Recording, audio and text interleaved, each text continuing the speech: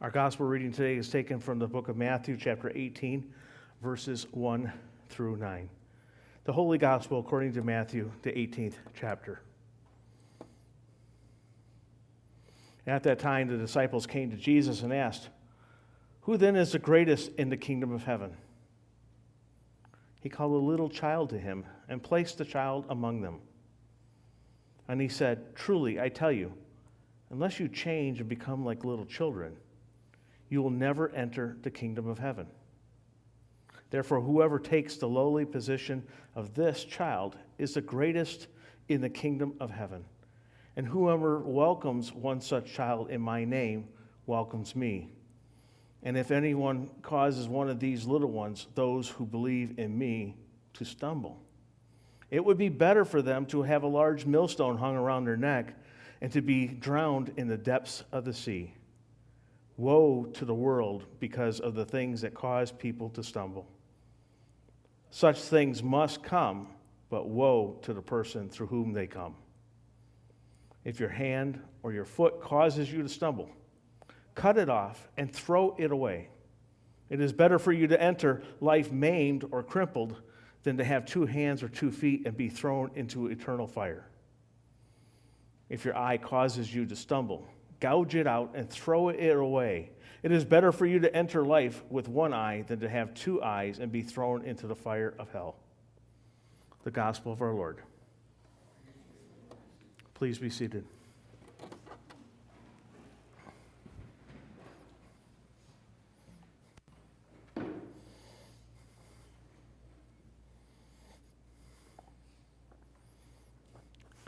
Lent is a time for us to reflect on our mortality, our need for the love of God in Jesus, a time of forgiveness, a time of reconciliation, a time of reflecting what we have done in life, a time of reflecting what we can do, a time of reflecting what we haven't done, what we shouldn't have done, what we may be doing actively right now that could cause others to stumble. Now, was Jesus literally saying, cut your hand off?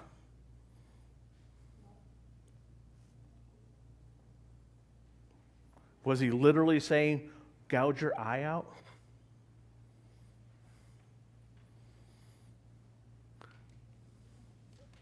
I'm not going to say.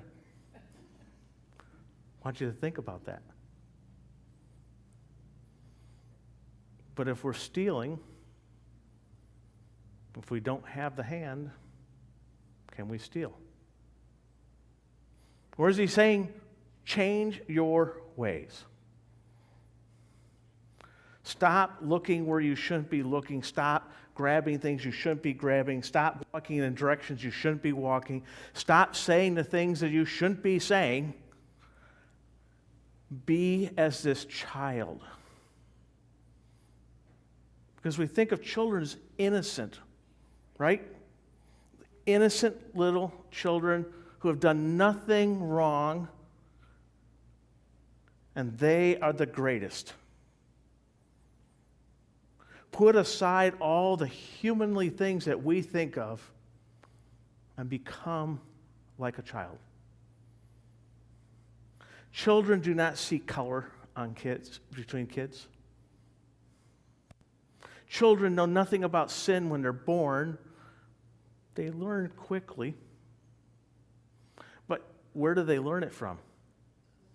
The adults around them. The only thing that I can say for sure with a child is they are selfish because they want to be fed, they want to be held, they want their diapers changed. They want all the things that bring comfort, no different than we do. But how they manifest those things, they don't try to steal a diaper to get changed. They don't try to steal food to get fed. They reach for attention. And God says, I'll give you all the attention you need. Be like the littlest of these and come to me. Anybody ever been frustrated you're doing the right things, or you think you're doing the right things, you've been frustrated? Have you ever thought that maybe you weren't doing the right thing?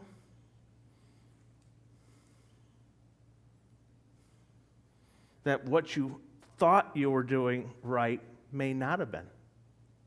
I'm not saying that what you're doing is wrong or right, but sometimes we have to take that step back and evaluate. Evaluate what we're doing, what others are doing, what we see, what we say, what we do. It's real easy to be a keyboard warrior, right? You've seen those people out there, right? Type things up, boom, boom, boom, boom, boom, send it away. You can't retrieve that stuff. There is no pulling it back from the internet. And you can't say nasty words to somebody. You just happen to be up front. You can't say nasty words to people and pull them back. The damage has already been done.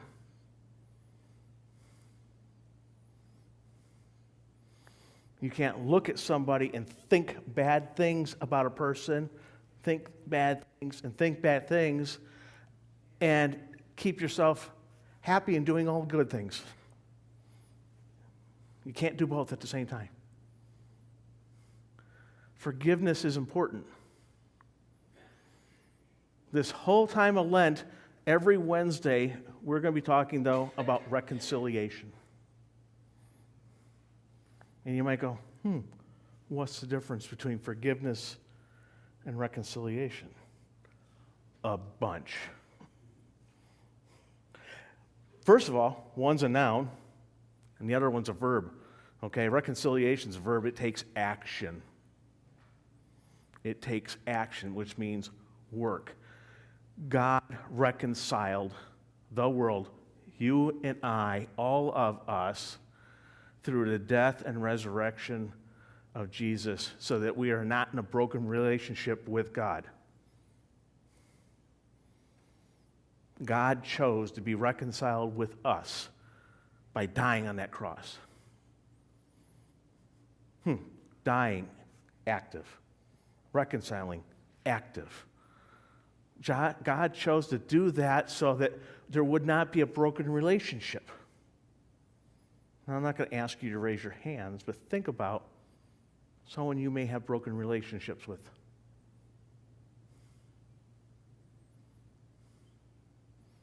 Because we all have somebody.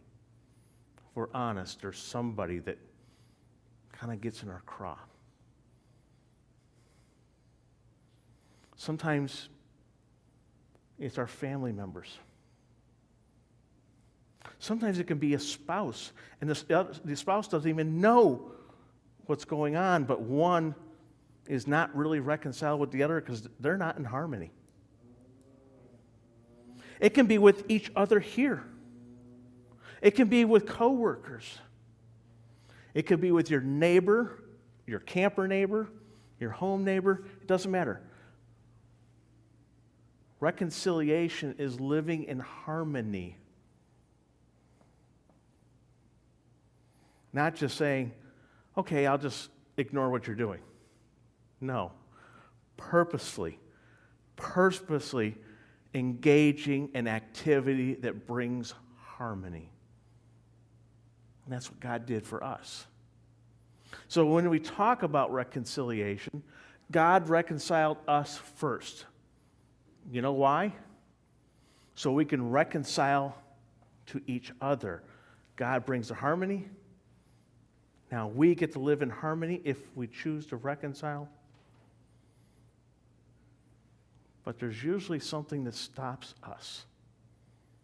If we're not reconciled with the people around us, there's something in here that is stopping us. And I'm not going to tell you today what it is. Because I want you to think about it.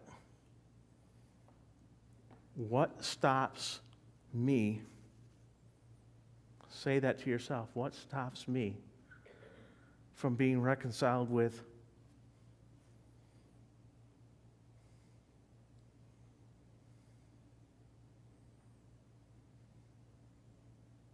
And it's not about what they did, it's something bigger.